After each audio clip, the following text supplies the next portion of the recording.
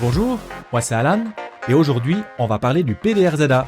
Connue pour sa position historique de carrefour stratégique, la région du Nord vaudois cherche à consolider le développement des activités productives en soutenant la dynamique du tissu économique industriel pour contribuer au succès de l'écosystème économique vaudois. En 2014, la révision de la loi fédérale sur l'aménagement du territoire et de son ordonnance a imposé la mise en place d'un système de gestion de zones d'activité au canton.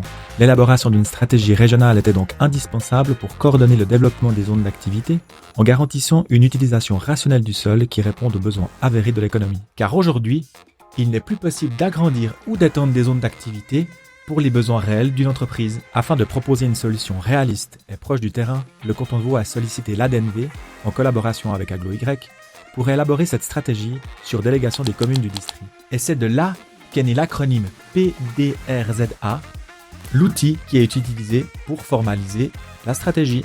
Le PDRZA, c'est le plan directeur régional des zones d'activité. Il vise à mettre à disposition une offre foncière adaptée aux besoins de l'économie et surtout à sortir du moratoire actuel sur la création des zones d'activité. Le moratoire, c'est la mesure temporaire éditée par le canton qui bloque tout agrandissement ou création de nouvelles zones d'activité. Avant toute chose, jetons un œil dans le rétroviseur pour comprendre les premières étapes du projet. Tout d'abord, un groupe de travail et un comité de pilotage de représentants communaux de la région ont été constitués pour suivre l'élaboration du PDRZA. Première étape, le diagnostic. Réalisé en collaboration avec les communes, toutes les zones d'activité du district ont été répertoriées et quantifiées afin d'identifier leur disponibilité et définir leur potentiel. Mais avant toute chose, veuillez noter que tous les montants ont été arrondis pour simplifier la démarche. En 2017, le Nord vaudois comptait 30 000 ETP, dont plus de 11 000 en zone d'activité. À l'horizon 2040, le scénario d'évolution des emplois en zone d'activité prévoit une augmentation de 6 100 ETP supplémentaires. En termes de densité, la moyenne cantonale des emplois est proche de 60 ETP par hectare, alors que celle du Nord vaudois est d'environ 40 ETP par hectare. Ceci s'explique probablement par la spécificité du tissu économique régional. À long terme, l'objectif est de tendre vers une densité moyenne de 50 ETP par hectare pour de nouveaux projets d'extension. Initialement, le Nord vaudois dispose d'une surface totale d'environ 480 hectares en zone d'activité, avec des réserves de 157 hectares, dont 38 sont dédiés à des besoins stratégiques cantonaux, ce qui donne un bilan de départ de 120 hectares de réserves disponibles pour la région avant le redimensionnement. Car un des objectifs du PDRZA est justement de redimensionner les zones d'activité afin qu'elles se situent aux bons endroits en tenant compte des intentions de chaque commune. Deuxième étape, la hiérarchisation. Cette phase du projet consistait à hiérarchiser les zones d'activité en 3 catégories définies dans le plan directeur cantonal. Les SSDA, sites stratégiques de développement d'activité. Dans la région, on en recense 3. Le parc scientifique et technologique d'Y-Parc, le site de l'Arnaud-Poissine et le site d'Orbe-Chavornay. Ces 3 sites sont principalement dédiés aux besoins cantonaux pour l'accueil stratégique d'entreprises d'importance, de grosses industries ou le développement de filières spécifiques. Ensuite, nous avons les arts, zones d'activité régionales, et dans la région, on en recense 9. Ces sites pourront accueillir des nouvelles entreprises et auront un rôle important dans le développement du tissu économique productif régional. Nous trouvons par exemple une ZAR dans les communes d'Yvonand, de Valorbe ou de Sainte-Croix. Et tous les autres sites non catégorisés SSDA ou ZAR sont par défaut des ZAL, des zones d'activité locale. On en recense une centaine dans le district. Le rôle est en priorité de favoriser le maintien du tissu économique local en offrant la possibilité aux entreprises en place de se développer. Afin de favoriser l'accueil d'activités productives, 3 types de vocations ont été déterminés pour répondre au principe de la bonne activité au bon endroit. Il y a les zones dites productives, productives mixtes ou mixtes. Laconiquement, les possibilités d'accueillir des activités non productives varient selon le degré de mixité de la zone. Notons toutefois que la volonté est d'éviter la tertiarisation des zones d'activité et que l'habitation y est strictement interdite, sauf exception pour le gardiennage par exemple.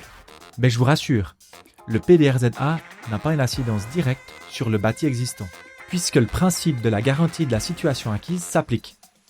Les halles n'ont pas de vocation spécifique, en sachant que les principes généraux du PDRZA s'appliqueront. Troisième étape, le dimensionnement.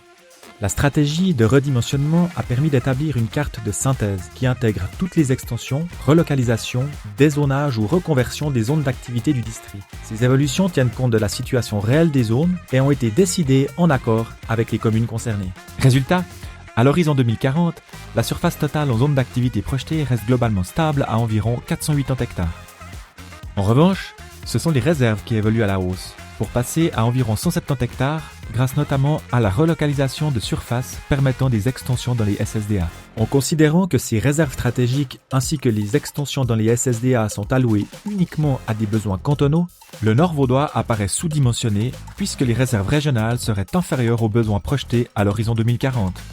Évidemment, ces chiffres ne sont que théoriques et la balance peut facilement s'inverser.